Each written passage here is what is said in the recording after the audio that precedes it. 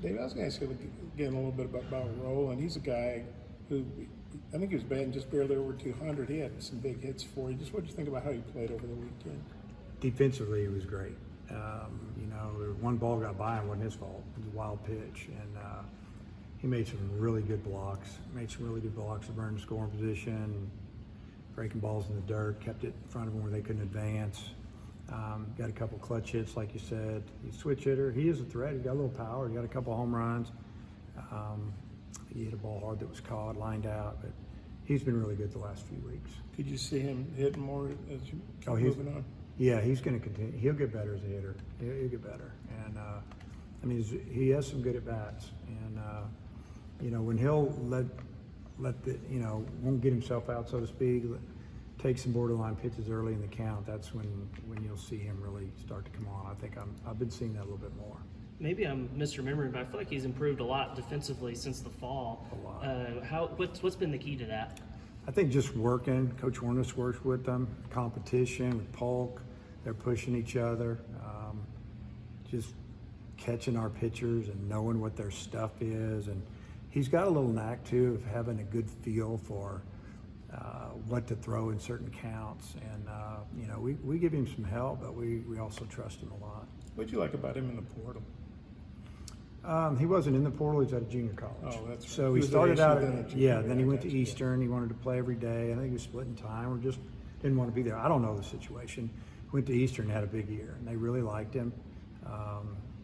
Just liked the fact that he got a lot of experience there.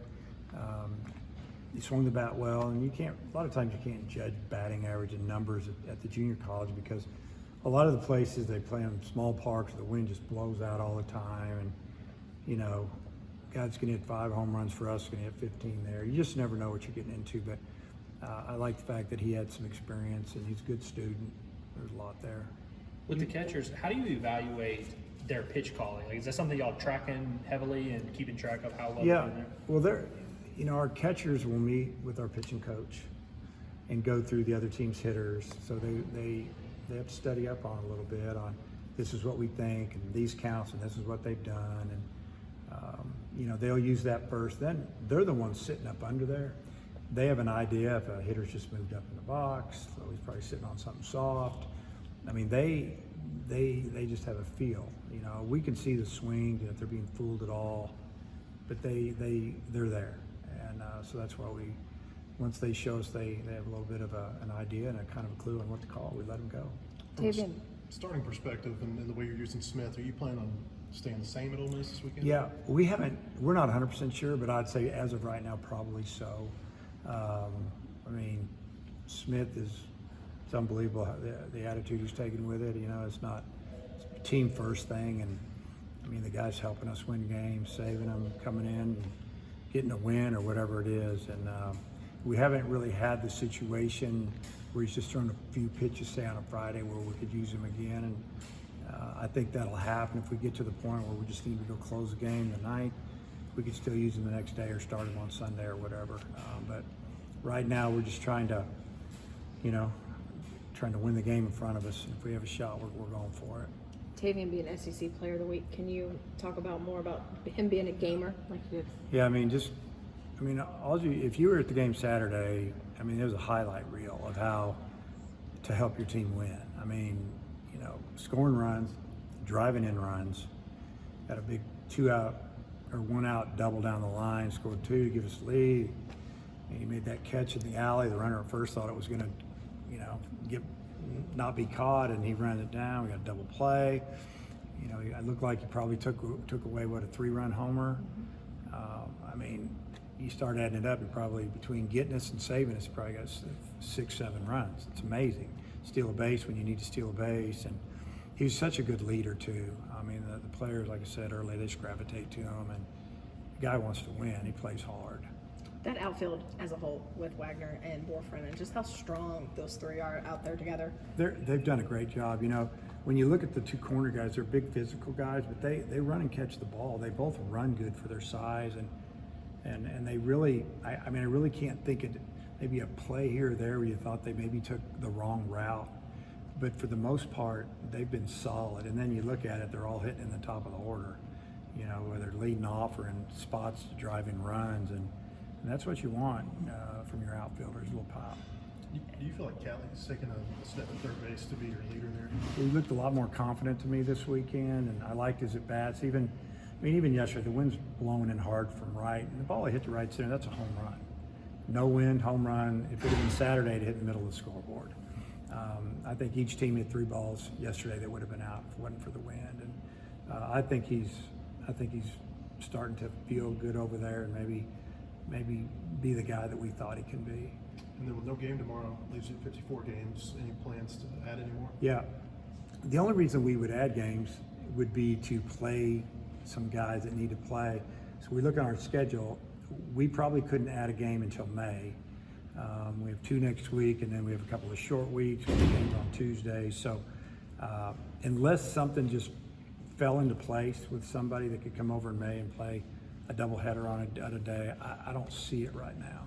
Heading to Oxford, you know, another SEC series. It's Ole Miss 1-8 in league play, but for fans, this is the team that knocked you out of Omaha. They're the defending national champs. So how big is this series? Like it always is every year. Yeah, I mean, so I'm sure that, you know, like you said, the fans will make it bigger than it is to us. I kind of mentioned in there, they all count the same, and at the end of the year, you just look and see what your record is. You don't really know who you beat. You just know how many wins you got, how many losses, and going to make a difference on if you get to go to a regional, host a regional, or you're not in one. And obviously, we're just going to try to win Thursday. We want to win the series. They're in a situation where they need to win a series in the worst way, and they could flip it real quick. And you just got to play solid, and we'll do everything we can to win that first game. Go from there. How weird is that to see, and of course, they have Mississippi State too. Well, how weird is it to see defending national champs?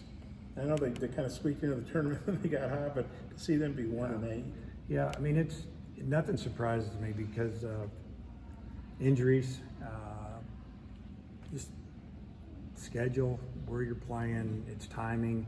They've had some tough losses. They've still got really good lineup. They lost their ace on the mound last year, but they also had an arm injury like we did that's, pushed one of their conference stars or their Friday guy. I don't know if he's going to go this weekend or if he's going to go at all this year, but, he's been out, and little things like that, they affect you. And, you playing teams in the Southeastern Conference, nobody forgives you or feels sorry for you. They just want to beat you.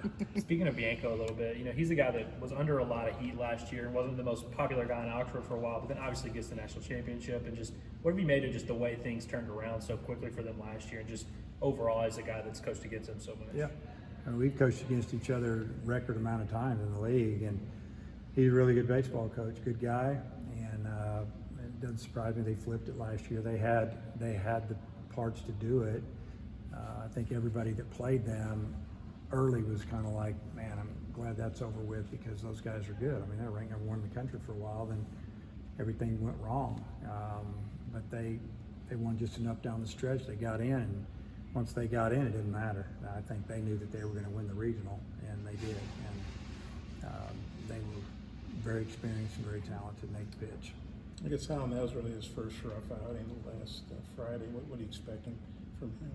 Yeah, I expect him to bounce back. I mean, it was he'd been so good for us. You can't expect him to be that good every time out. And sometimes, going down to Baton Rouge, everybody's all excited and pumped up. And I'm not saying that he took anybody lightly, but he faced a team that hits just as well or better than LSU, and maybe just doesn't have the star power names, but the lineup's probably just as deep. I mean, it's 1 through 9. They can hurt you. And they just did a good job. I think they got off to a really good start on him, and it bothered him a little bit. But I think he'll bounce back, and he's going to face another good lineup. And it'll be a major challenge. You said there it looked like maybe they almost knew what was coming. Have you guys studied film to see if maybe somehow you were tipping pitches? Or? Yeah, we went back and looked at some things, and I asked a lot of questions after the game yesterday to try to see if somebody will tell you something. And I don't feel like they did. Now, they might have been trying to call location because we were setting up a little early or something, but that's going to happen.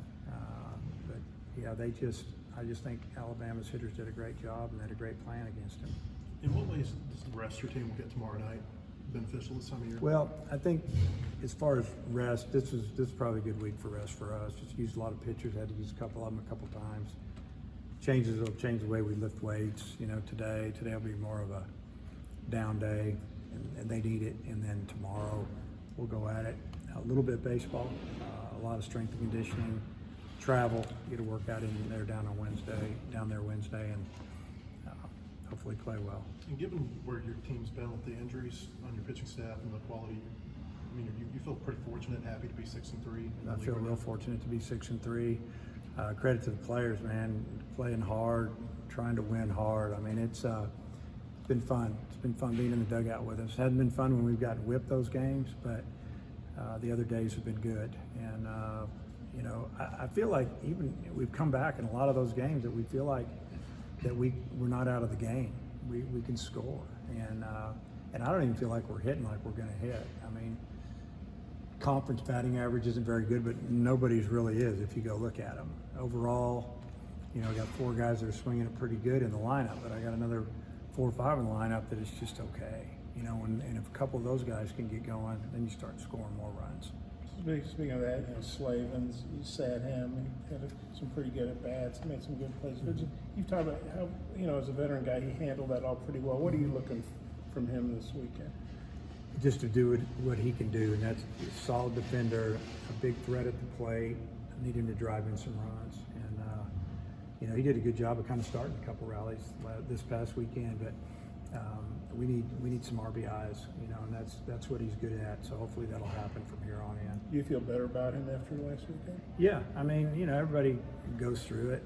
I mean, Stovall went through it last year as a freshman and got it going at the end, and he's been up and down. He hasn't clicked in yet. I'm hoping that he does this weekend. Like I said, if we can get those 2 guys going, it's really going to take some pressure off some of the other guys. Think Adcock's a little fired up, extra fired up? Yeah, I don't know. I think that he needs to just, stay within and do what you can do, and that's all you can do. I mean, I think 10 years ago, if it had been this, but now with the portal and all that goes on, a year's gone by, I don't think it's a big deal.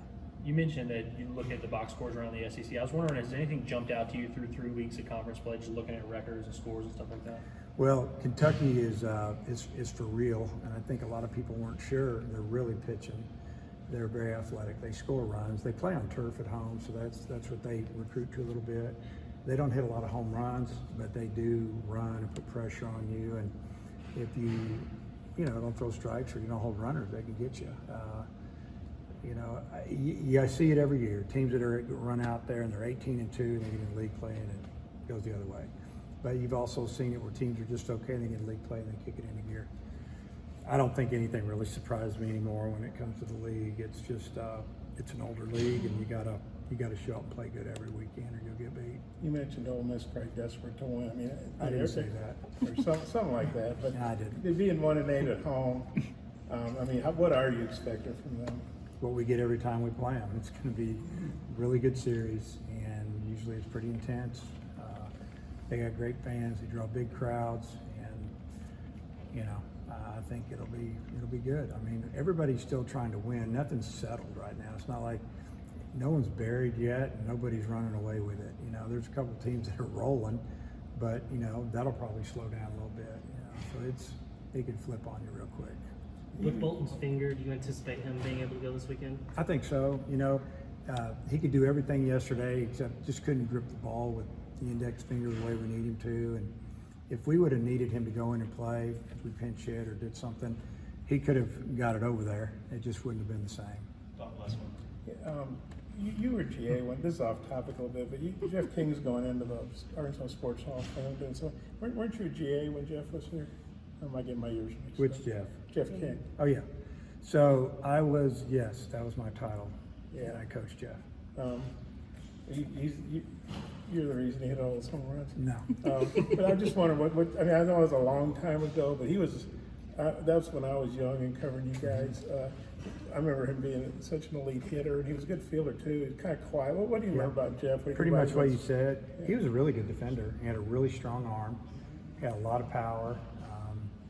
He's a good athlete. I mean, we could tell that he was, when he got there, that he was a guy that had a chance to play for a long time if he wanted to. And I mean, he put up big numbers in college. Really, his last year is really good. I remember some of the GMs coming in to see him and we're thinking, wow, this guy's got a chance to go high in the draft, and he did. And what's his name? The Pittsburgh GM sat at the very top of old George Schofield. I can't remember the GM's name though. Back in the '80s, it was a Pirates GM. Yeah. And what he made him such a good hitter? He obviously could hit a fastball, but he batted like 370 or something. Well, I think all good hitters, they have great eye-hand coordination. He's got really good vision, strong, and he knew the strike zone. So it's a good combo. And it's cool. What do you think about him going